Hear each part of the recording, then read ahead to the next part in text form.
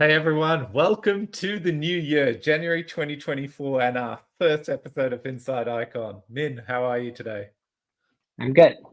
Happy New Year. Well, belated New Year. We're already more than halfway through January, so yeah, time We are. flies. It is flying quick. Okay, well, let's dive into it, Min. I want to.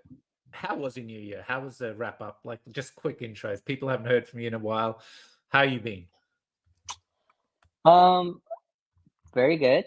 I mean, I hope you and others all had a good Christmas and holiday break, and same as well. I mean, um, I've got a little bit of break, but similar to every other end of the year, we do a bunch of planning and budgeting and obviously with the recent announcement that we made, um, proposal that we made, I would say, with what we want to do with the Icon network, along with the Balance community and Balance network.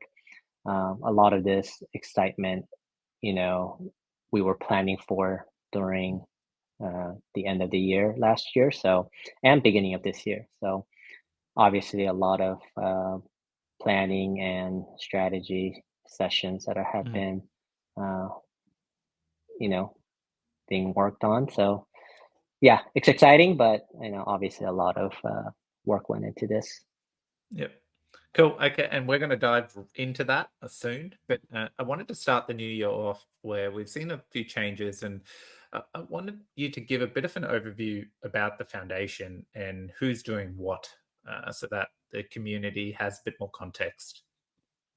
Yeah, I mean, I think I've been very transparent and as frank as possible. The foundation was formed back in 2017, um, to put these type of projects, an open source blockchain crypto projects. We wanted to put in within a legal framework that was available to us back then.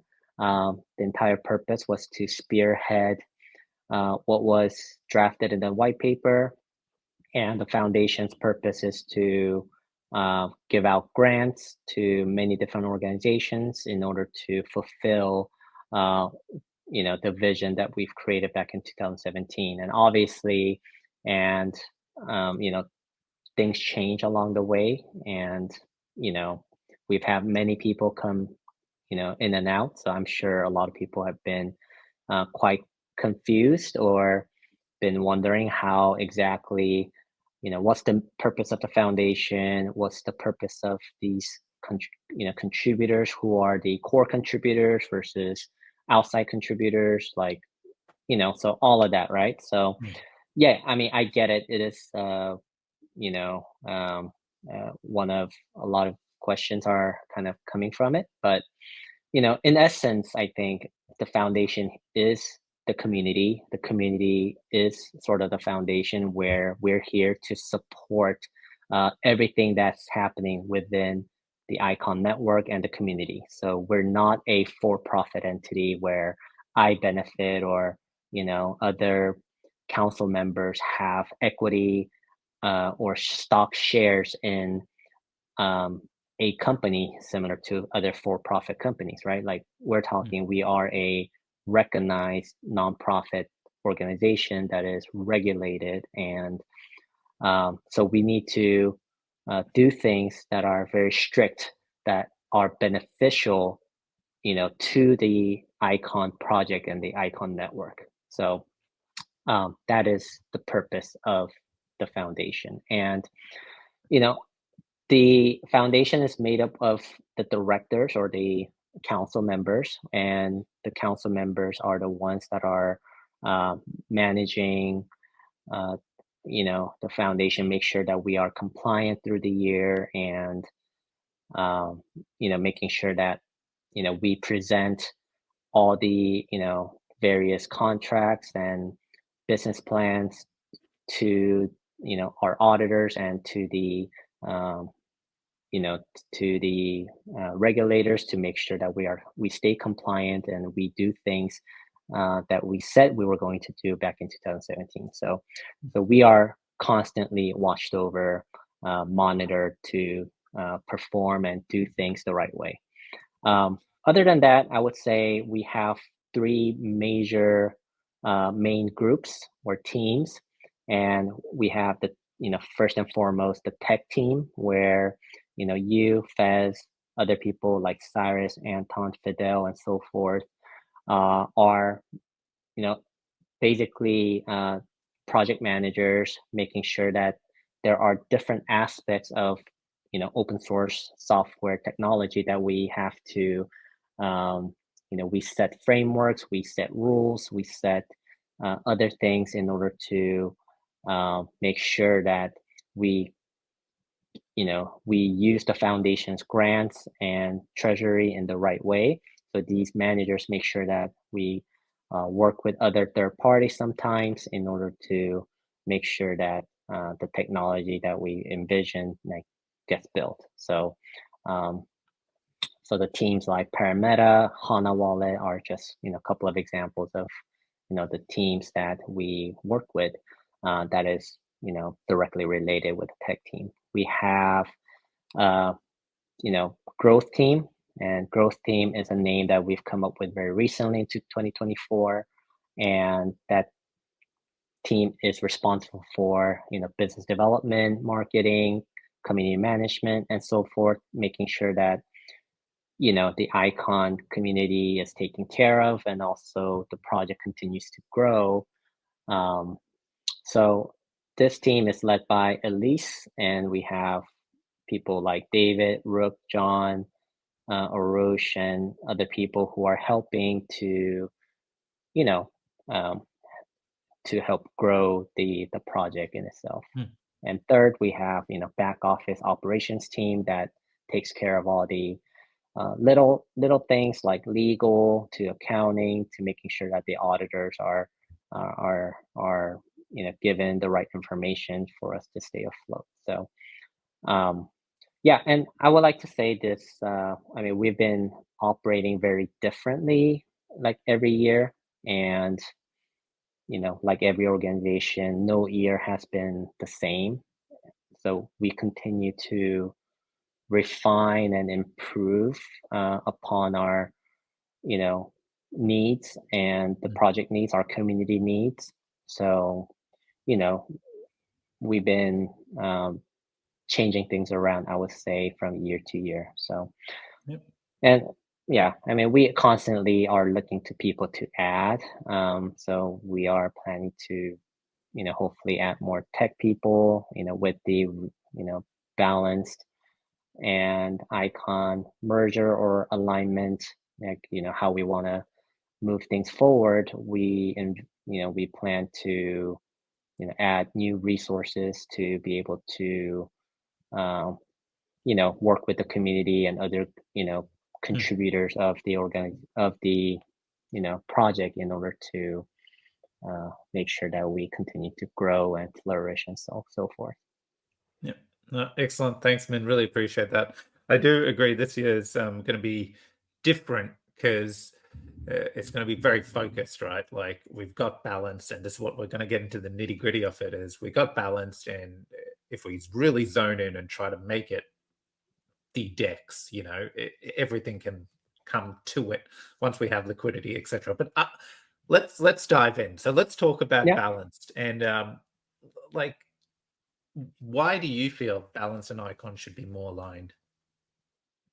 Yeah, I mean, that's a great question. And, I think we've done a good job of outlining, uh, summarizing sort of the key pros, rationale behind the alignment.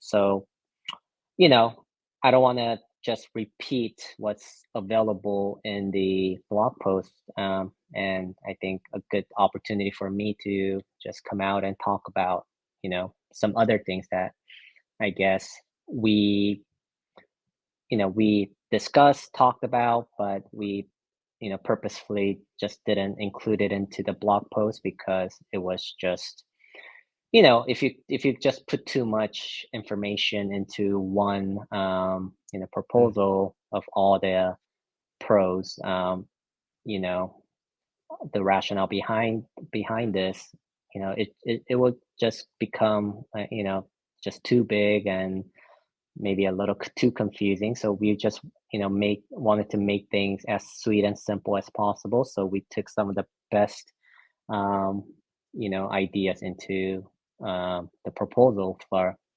But you know, I guess more than anything, the timing of this is perfect right now because right now is the time where we believe we should go aggressive. And if you've been following this project for the past years, we haven't ever said that we are going aggressive. mm, um, I think this is the first time where I've said we're gonna go very very aggressive, and we want to move aggressively because things are different, like you said, this year. And 2023 was the year where we've made, um, fulfilled promises, made great deliveries. We were able to, get things shipped on time, and we've been very good at just integrating. We are now connected to key ecosystems. Thanks to IBC, BTP, and even central relays. So we are now easily able to know jump into new integrations and all that. Um, mm. and we've recently put out another blog post called Hub Spoke Model, which I hope everyone reads because it kind of shows outlines how we're thinking. So yeah, I mean the timing right now, I cannot say enough.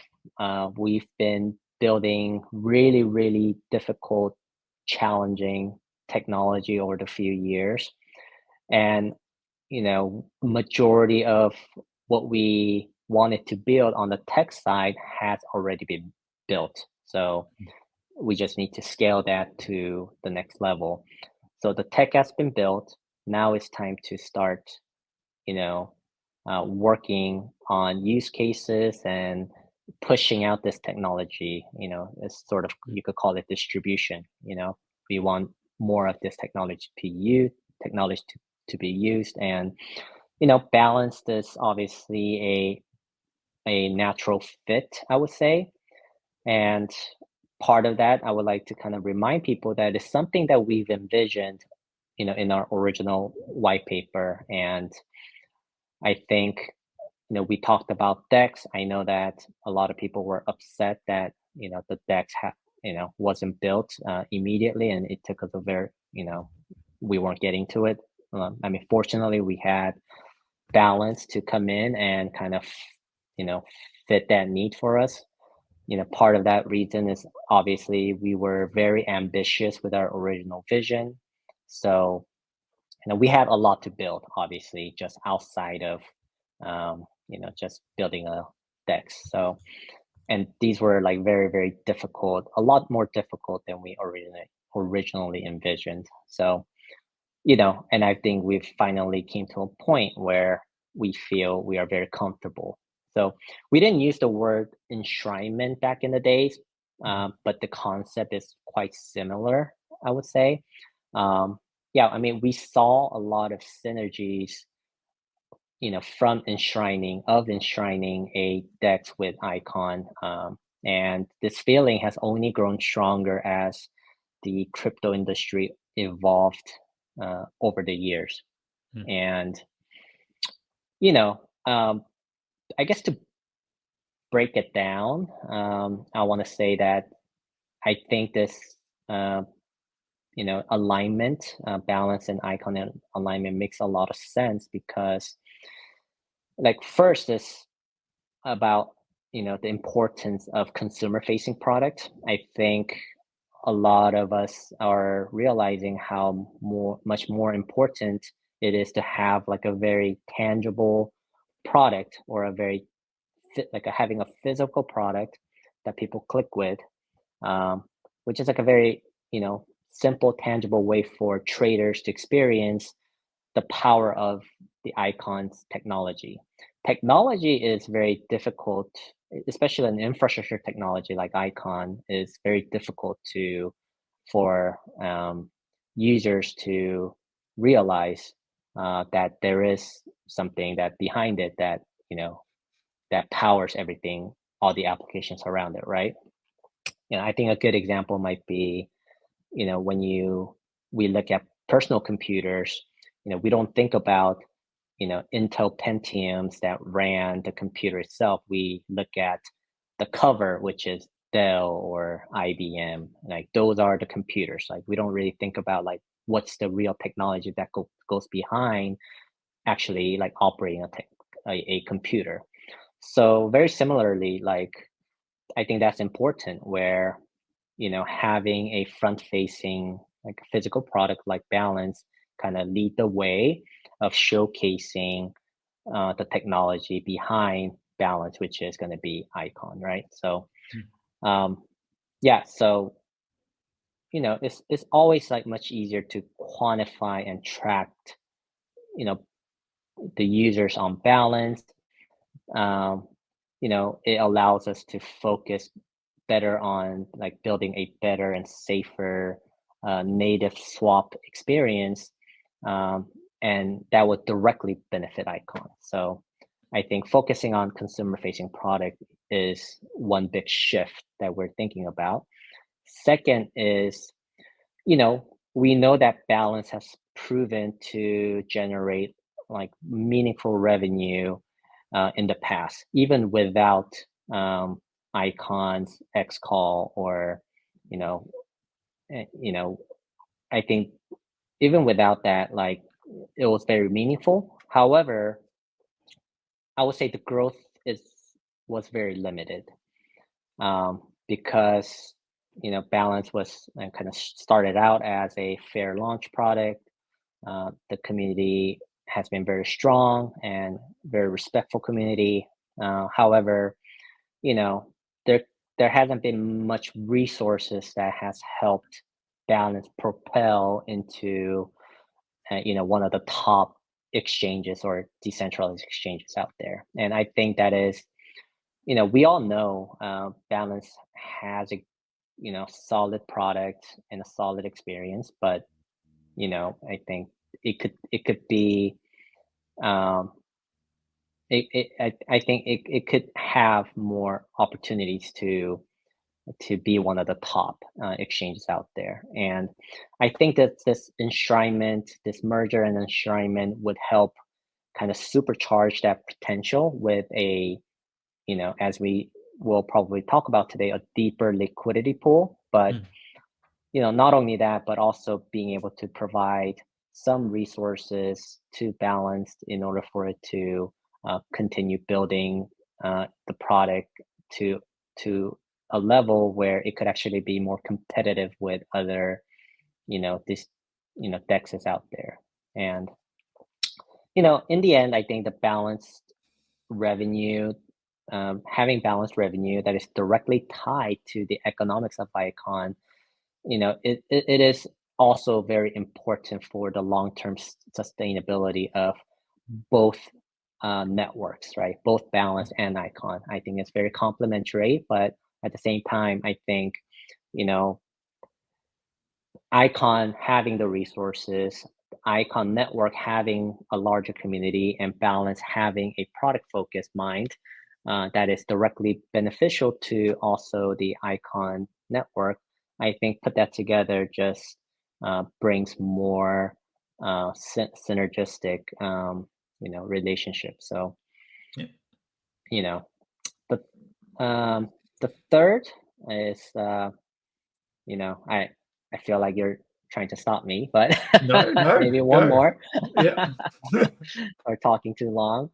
No. The third is like, strategically, this is something that we've learned while we were working closer with Balance and while we were trying to work on xCall and BTP with other applications was that A lot of these third party or other projects or chains want their tokens to be listed on more exchanges. That's something that we've learned every project wants their token to be listed on exchanges, like centralized exchanges, of course, like Binance, Coinbase, like all of Mm, those exchanges is kind of a huge priority for them. But also they are very interested in getting listed on, other working with more decentralized exchanges as decentralized exchanges are becoming mhm, more and more popular. And you know, I believe as balance grows, more chains want to be listed on balanced and will naturally need to integrate icon or xCall.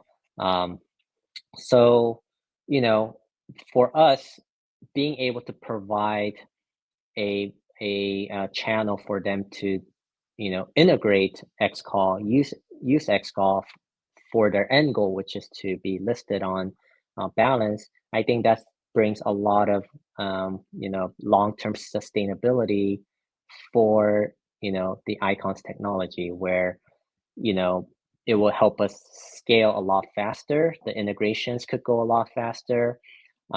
So I think there's some very meaningful symbiotic relationship between balance and xCall. yep. No, couldn't have said it better Um, myself. yeah, so I mean that's something that we've learned right over just only less than a handful of um, there other projects outside of Icon that we've been working with. So they they want to be listed on balance and they're more willing to work with us. So I think it's a very natural fit. Agree. Yeah, so front-facing product, it is a showcase. It onboards users and underlying tech. It's using Icons tech, which is great. One thing, as you said, we need the connections. Like growth can stall if we don't have outside connections as ecosystems grow. We've kind of got that now. Yes, maybe at the moment we're not connected to 100 chains, but we've got the key infrastructure pieces built that allows us to expand where we choose now, which is perfect. But one of the points you made is that final piece is yes, you can. We've been having conversations, and people are really keen to partner up. And the aspect that that's needed is liquidity, right? At the Hmm. end of the day, so balance needs liquidity to generate revenue. Right. Other protocols, if they have the same liquidity, it suddenly creates an arbing opportunity that just generates revenue, right? If there's an arb, if there's a profit to be made on the same pair between multiple dexes, someone has got a bot doing something to take advantage of that, right? So I think the industry knows this. Liquidity is king, and this is where Hmm. it comes back to that the enshrinement piece, right? So we've got balance. It's a DApp. We know it can generate revenue. We know all these things, as you've said. But the next thing is like, well, how do we intertwine it, and what can Icon do to propel balanced? And the next part is kind of like, okay, well, if we get the 50% of the fees that go to burning ICX, so the revenue balance generates 50% of it just goes straight up and burns ICX. What does the Icon network give it in return?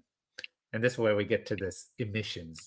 We give it liquidity. We give it liquidity that we um, get from inflation, basically, if we're putting in a nutshell. So Not let's inflation, emissions. emissions. Yes, great. I'm glad you corrected me. So let's tackle that, Min, because obviously this is like emissions in inflation in general is just a scary word, right? In any crypto world, in the real world, in any world.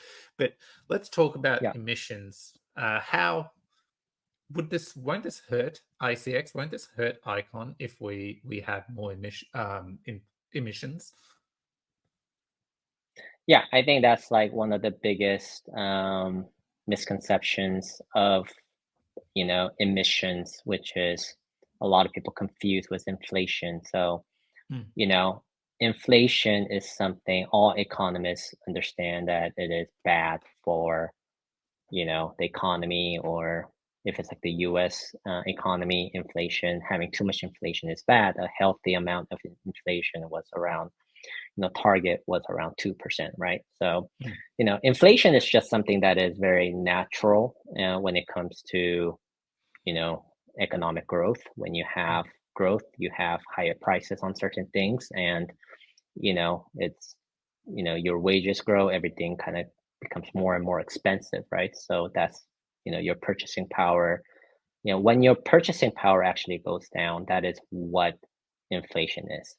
um emission, or money printing. A lot of people associate money printing for inflation, but there is obviously a relationship between money printing and inflation, but is it as drastic as people assume? I mean, it's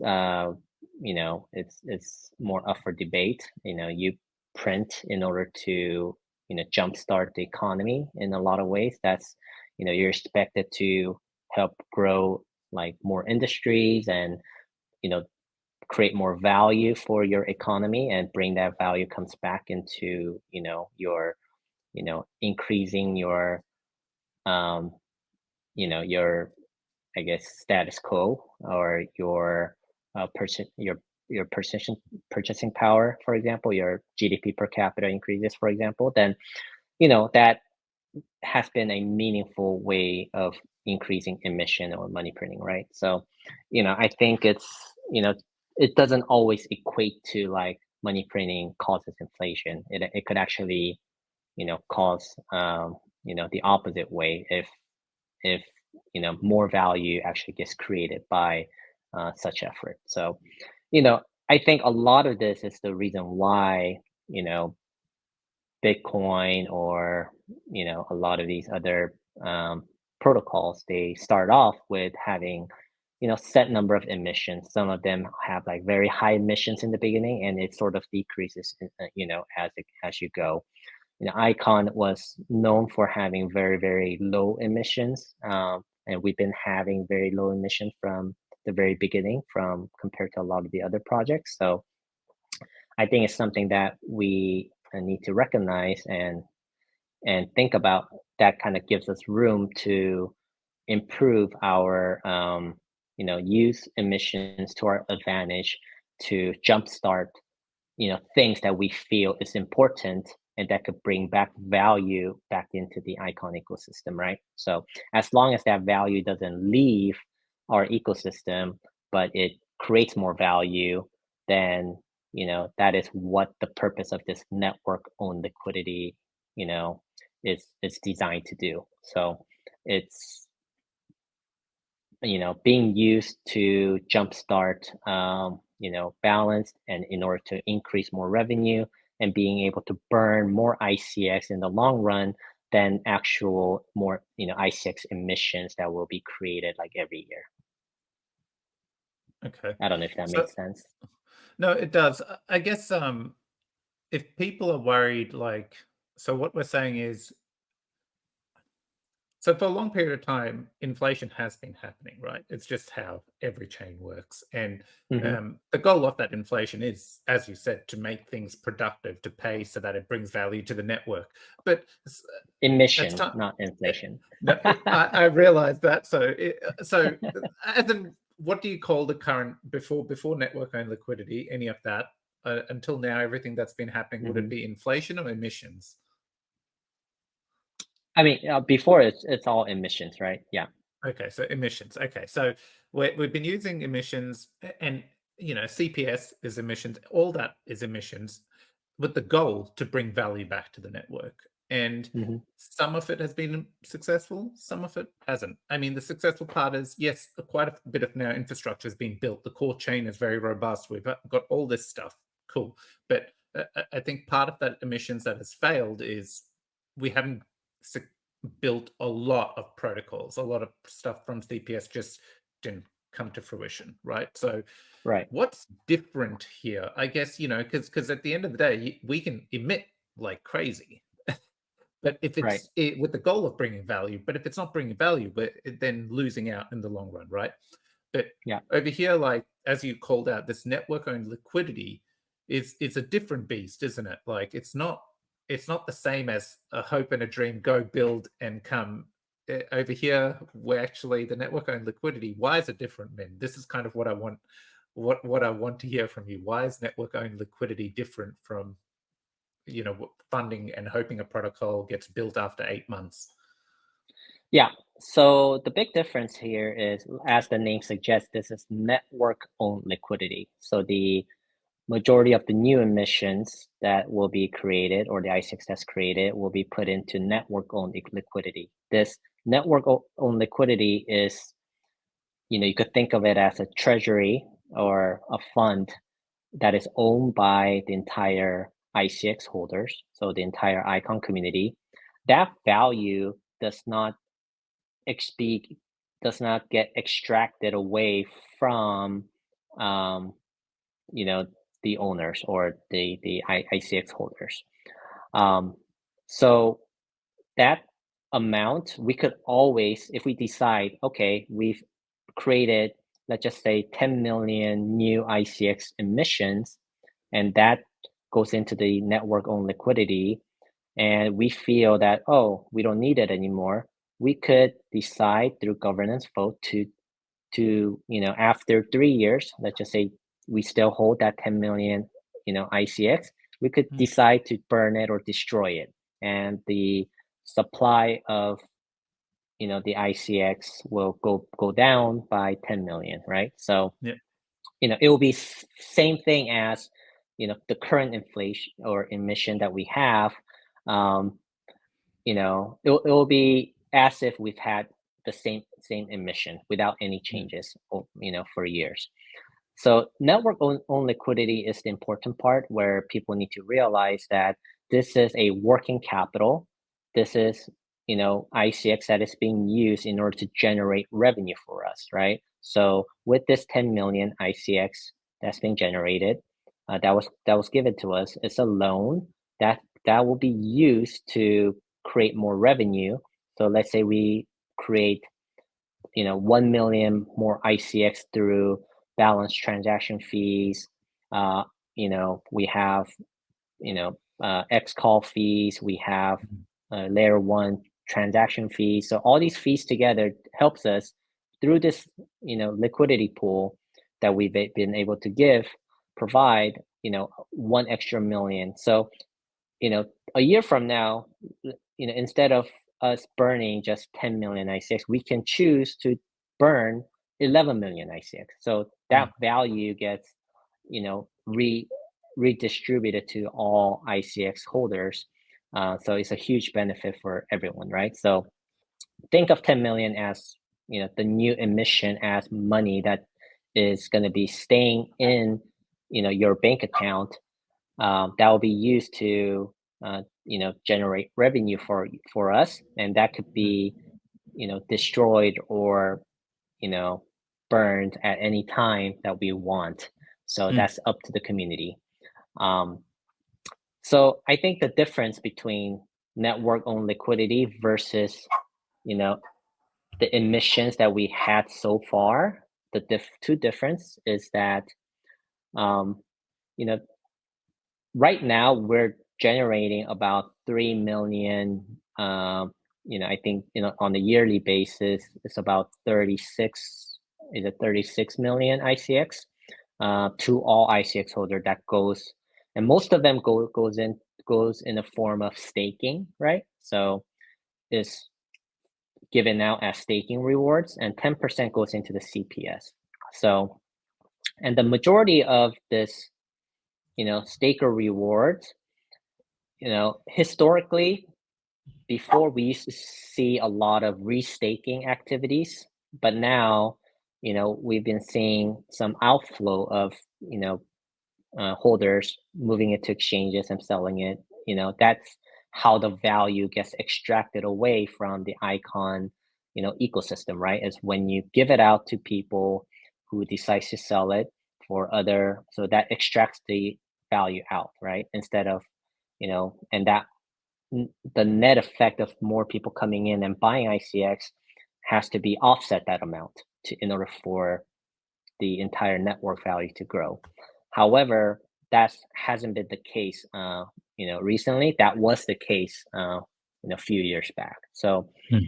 I think, so the difference is that for network-owned liquidity, you're not going to get that value extraction, right? There's going to be some value trade-off where some of that tokens will be put in being be is being put into the pool where some of that will be holding as like archway tokens or some other tokens, right? But the total value of that, theoretically shouldn't change, and that will be all owned by the ICX holders. Okay, so yeah, yeah, because what you're saying is this inflation either is swapped at times, that will be swapped, it's liquidity, and depending on the liquidity the network owns, it can be ICX in your examples, but in many of the examples that will come to pass, it will be ETH, BNB, Arch, injected, whatever tokens, I guess, that the network votes to acquire with the excess network-owned emissions, the Right, network-owned liquidity. Um, so, yes, there is more emissions, but it's kind of always like for like. So it's swapped, it's backed, it's whatever you want to call it here. Anything that gets equal value is being swapped in this portion of the emissions. That way, the right, network always is retaining its value in some way, which is then also in turn generating revenue. right. Yeah. Okay. Yeah. Okay. So that's cool. I think that's good. I feel like the emissions, like that's the key part. Like, right, if you look at the emissions, apart from the, as you said, staking, which is the core chain security we need, Right, we've still got the CPS. So we still are encouraging. We have a decentral grant program that we get if we get liquidity, we get users, suddenly it becomes more optimal to kind of go, hey, actually, let's build a couple of these extra pieces on Icon, like that can, make use of balance that has now made Icon an interoperable hub with liquidity. Yeah, there's a lot of perks that come out of it. The other buckets of inflation are very emissions, are much smaller with the savings rate and liquidity incentives. Like those are like right, fractional and quite between us. Like I in our conversations, I always refer to them as you look at them as user acquisition funds, right? At the end of the right, day, you got to spend money to get users, and these smaller buckets will do that. If someone's getting 100% APR on a liquidity pool, they're gonna. Heck, I did it the other day. My DGen right. ways min kind of got the better of me, and I went and tried something. So I look at it as a user acquisition personally.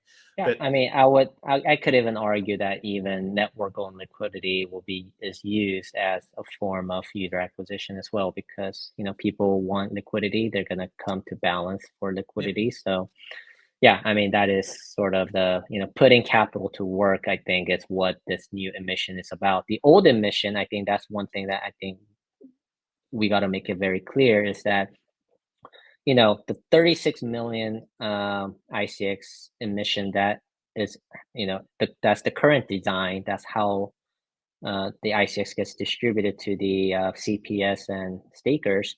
That is not changing, right? So the mm, total amount of that, if you're staking the same number of ICX today, and you've been receiving the same amount of ICX for your rewards, that's not going to change. You're not going to get any less than before this new yeah, um, proposal goes into place, right? So yeah, that's not going to change.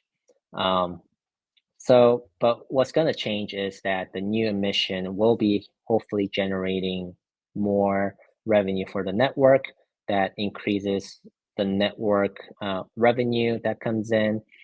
We're hoping that would incentivize more, stakers to restake their mm, ICX like the way that they've been doing in the past. So that's one thing that we would like to see.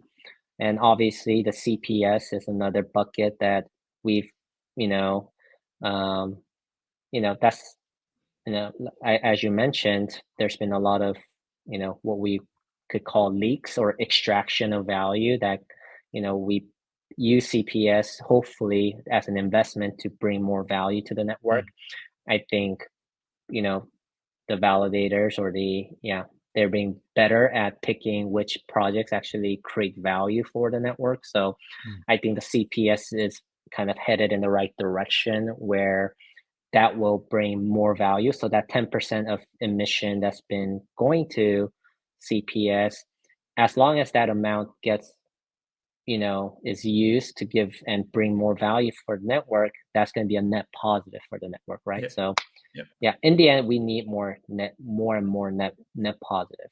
The yep. only thing that we really can't do anything about today is still a lot of these like validator expenses that goes into like AWS.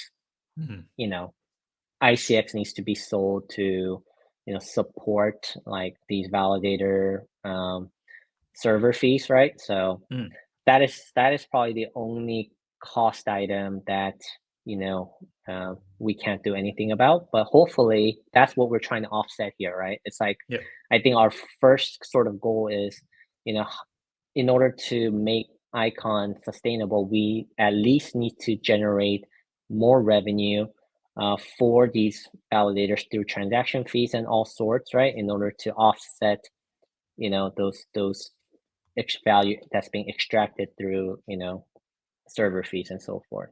So yep, yeah. yep.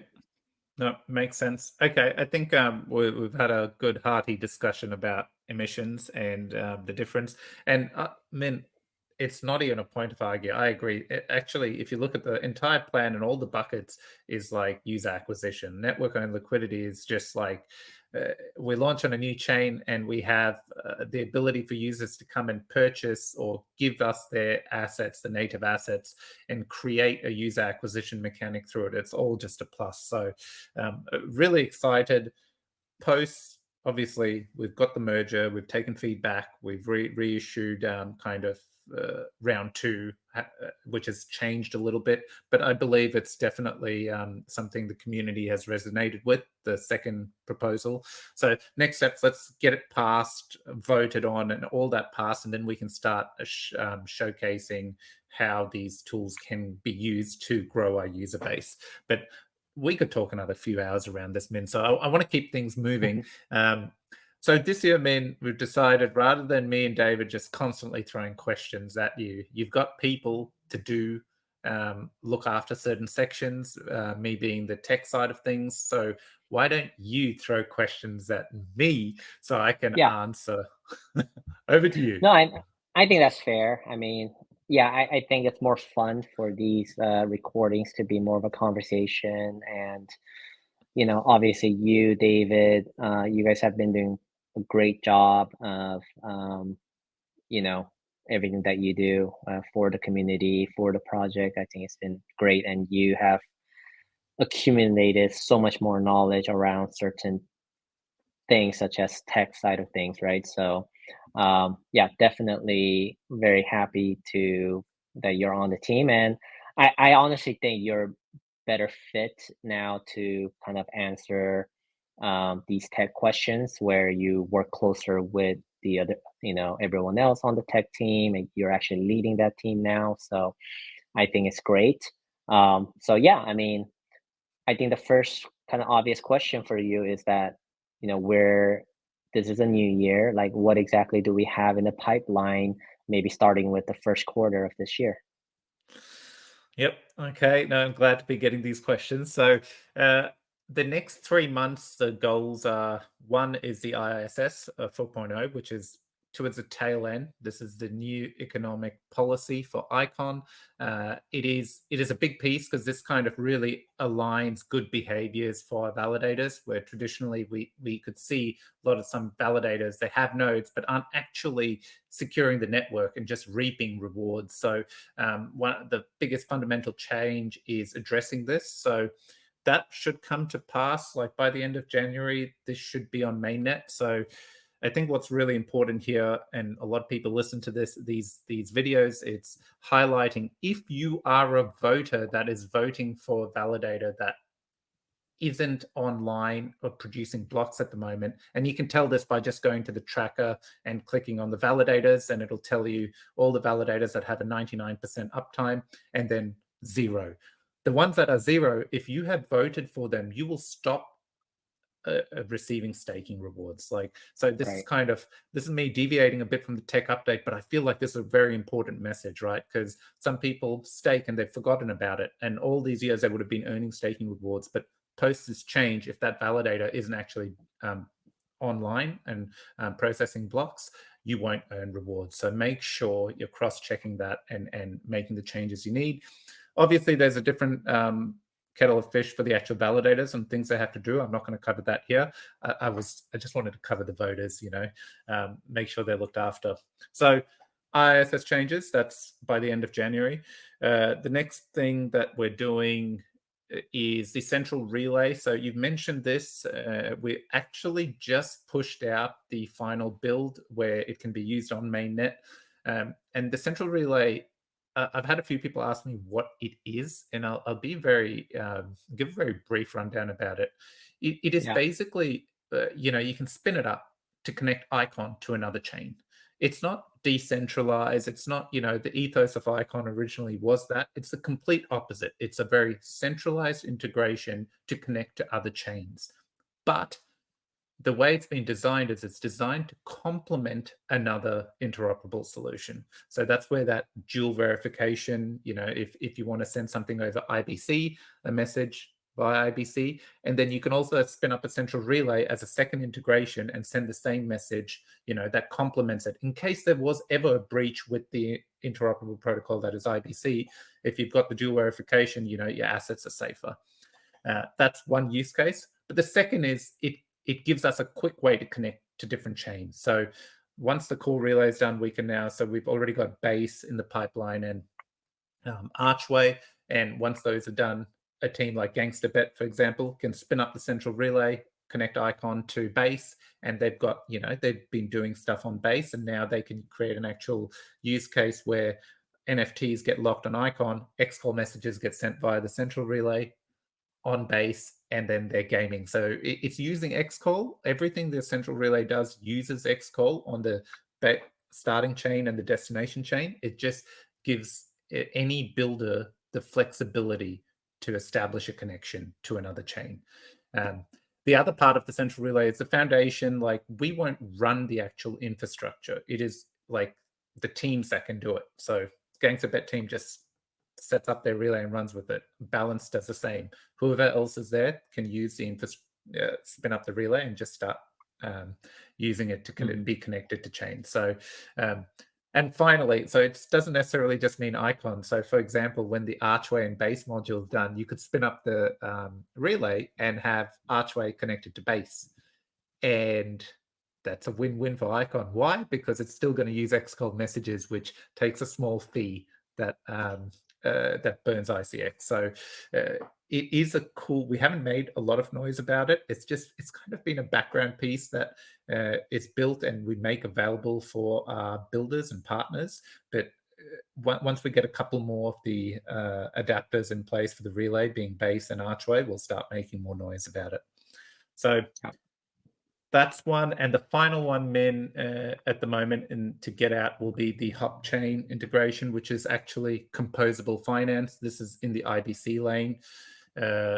Why is this important?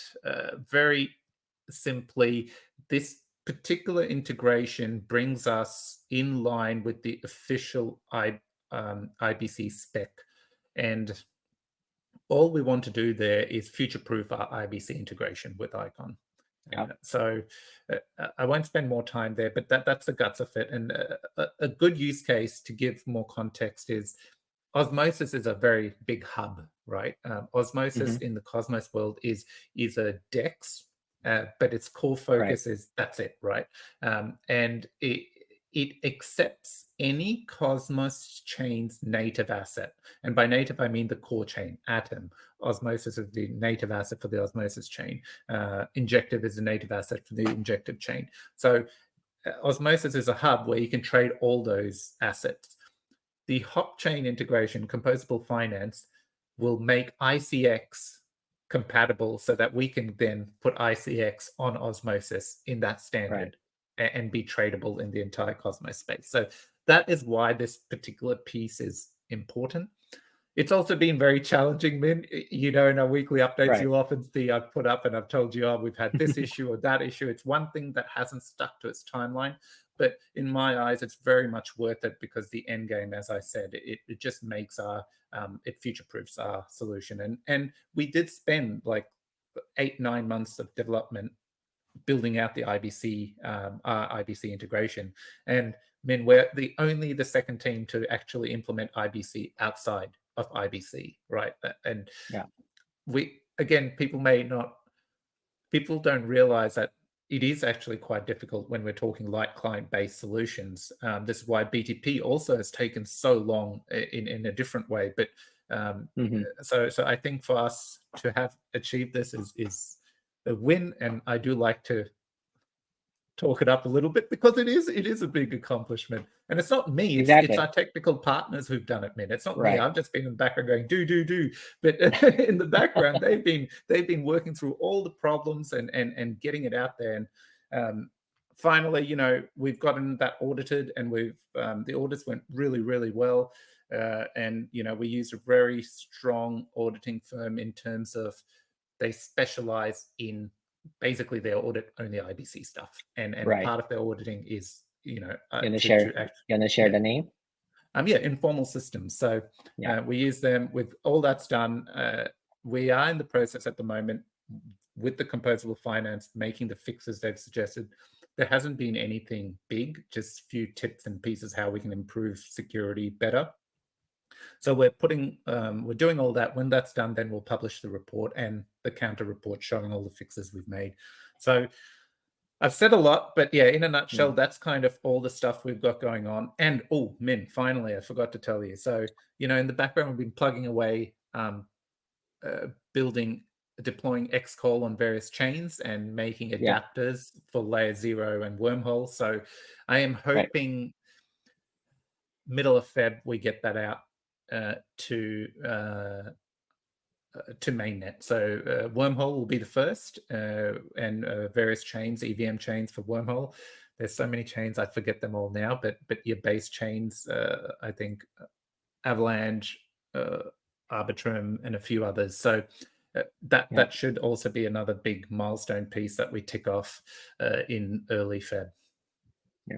You wanna talk a little bit about production support, perhaps? Yes, this is a good one. Yes, so a while back, me and you, I was, because we've been in this long building state. Yes, production support. What is that? Production support, mainnet. Anything that is live is what in the old tech sector is called in production, right? And usually, if you have a lot of stuff in production, you want to have a team that looks after it, is constantly over it, cross-checking, maintaining it, updates, things like that. So for Icon, we have the core chain, which our technical partners do have setups. We have an infrastructure team that really maintains the chain to make sure everything's running. Mhm. We've been building a lot in the background. BTP, IBC, xCall, you name it. It's all been happening. Now, 2023 was a year where we got a lot of this out. So suddenly it became, okay, we've got it out, but as we're adding new features, and also we want to make sure that the industry, there's so much hacks and things happening. What are we doing to make sure that we're always staying in the forefront of great security of what's Mhm. on mainnet? So this is where we spoke for many, many weeks, and I was like, man, this is the time we need to do it. Let's get a team in place that is actively monitoring all our contracts for our interoperability and xCall messaging pieces. I think it's important to call that out. It's not everything on Icon. It is strictly to do with the core infrastructure of interoperability and xCall, right? Yeah. So we've got a team in place, and the goal there is for them to start building out these processes when there's hacks and stuff, counter check our contracts to make sure those risks aren't there, just to Right. be, have dedicated resourcing to tackle things like that. The relay, for example, a great in one of the dev updates in I forget what month, but work in our development team. We had a bunch of relay issues for Archway. This was when we'd gone live. Balanced hadn't launched. That was intentional. We picked up on all these issues. Now, normally, if we didn't have this team in place, some of the other work would have had to stop in the delivery team. The guys who are working on the hop chain, the xCall adapters, and central relay, that work would have had to stop to kind of make way for fixing all this. But luckily, we had the prod team in place, and we had the additional resource, and that resource jumped on it. Yes, other resources did need to lean in the end to help, but that's the goal, right? You want to Mm, have a team that supports anything that's on mainnet, and if there's issues, they can act on it without impacting the current delivery team and all the mhm. teams working on the pieces they are. So, Yeah. yeah, we have that in place, and yeah, we're new year. Actually, we're expanding its resourcing to because we're getting more stuff out there. So, excited about that happening as well. Yeah. So in summary, I think is it fair to say that, you know, you've been thinking a lot about, security, managing security for the interoperability part, Yeah, look, to anything we can to do, right? Like right? ultimately, I'd love to say, oh yes, we're the most secure. It's not that. It's more putting steps in place to try and be as thorough as possible. Uh, we are taking the right steps there. We're actually doing it, and we've got that in place to prove it. So I'm Right. happy with the state of that. Could we be more efficient? Yes, of course. But this is part of the process, right? Like keep getting better at it. Yeah. I mean, it's tough, right? I think that's Mm, something that we sort of pride ourselves in, and you know, we've had exploits happen within, you know, application level with, balanced and ohm, and obviously we need to constantly think about once this balance alignment happens, then we also need to think about like security. Obviously, the emergency uh, fund is one of mm, the ways that we are thinking about, making sure that people feel safe using balanced because of the past um, exploits that happened. I mean, fortunately, I mean, balance exploit was much smaller, and I think that's sort of the benefit of not growing too fast when you have, you know, you sort of need to go through a few exploits in order to learn mm, from them and, think about how to prevent them in the future. So it's like very, very valuable experience, right? So, mm, I think Icon as a layer one and also the interoperability, xCall and BTP, all of that put together. We're constantly thinking about how we can improve security, which is other most important thing in the blockchain industry. So, mm. thank you Agreed. for putting together that production support team, and yeah, and I'm sure we will be putting more of those similar type of initiatives together for other aspects of the project. Mm. Yeah, no worries. Okay, I think Min, have you got any more questions for me? Um, I think we've kind of covered, um, enough for today. Maybe next Yeah, time we could go into deeper on certain subjects, but yeah, I think we're cool. good. Okay, great. So let's close this out then, because we have actually spent an hour talking. So, uh, what do you want, Min? Like 2024? Like, if I were to ask you, what's one thing you would like to achieve in 2024? What would that be? Yeah, I mean, first and foremost, we gotta make sure that balanced and icon has an alignment. So, as you know, before we wanted to make it more of a icon network and balanced network coming together, merging, and we wanted to make ICX as a single token. But I think the proposal where we keep the balance token, but we do a revenue share, and Icon will also, the Icon community will also be very involved with the, contributing to the balance network.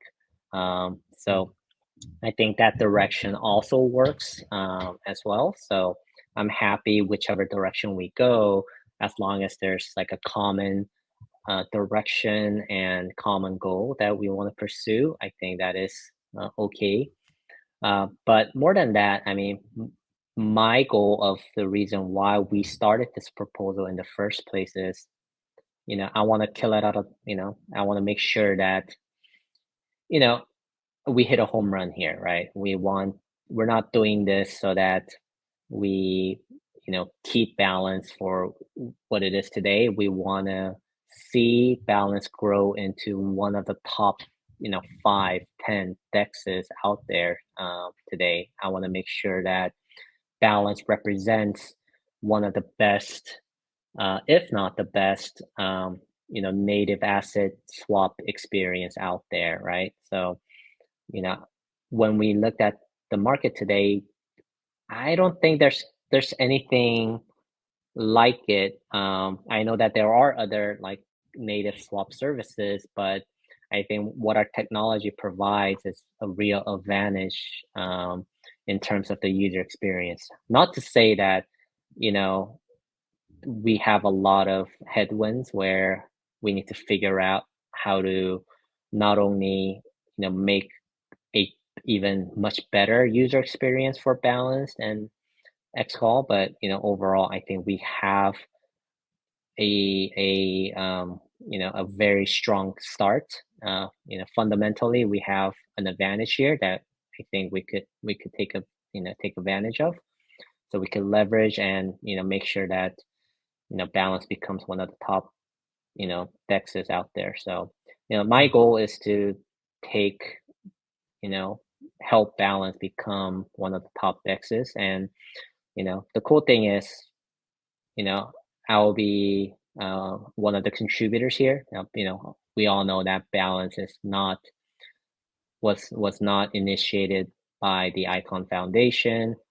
We mm, were sort of a observer on the sidelines. Obviously, we try to provide some support in terms of resources, but I think with this proposal, like we're going to be much more hands-on and involved in contributing as a one of the community members of the Balance Network, and mm, it would we want to make sure that we see Balance thrive and become one of the top dexes. And you know the second thing I want to see is I think this will happen much earlier is start the ICX burn from the trading fees from Balance. mm, So that cycle flywheel is what we want to create. Is we want to grow Balance, increase trading fees, make sure those trading fees come back, and see I think once people start seeing the benefits of like how this works,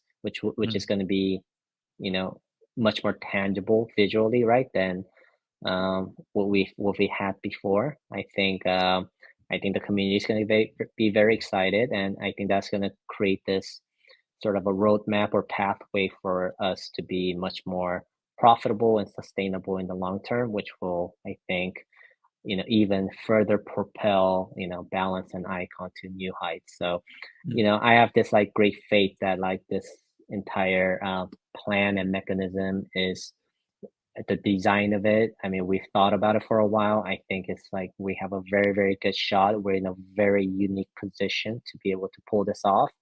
mm, Like, Icon is, truly in a very unique position to be able to pull this off because we have all these right pieces that other projects just don't have. And, we're able to, I think we're in the timing and everything's just right for us to pull this off.